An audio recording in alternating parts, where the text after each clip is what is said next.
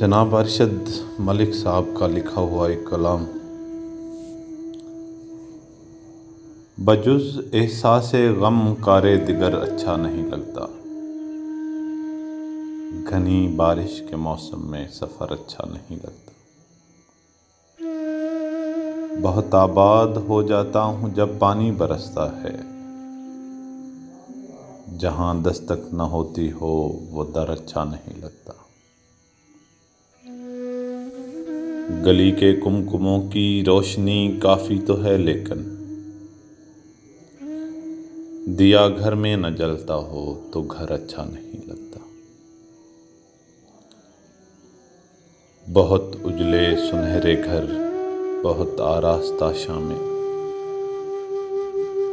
بہت اجلے سنہرے گھر بہت آراستہ شامیں، یہ سب اچھا تو لگتا ہے مگر اچھا نہیں لگتا، میں در پر روشنی کرتا ہوں جو چاہے چلا آئے، یوں درزوں سے صداؤں کا گزر اچھا نہیں لگتا، بڑی پرکار ہوتی ہے جواں بستی خیالوں کی،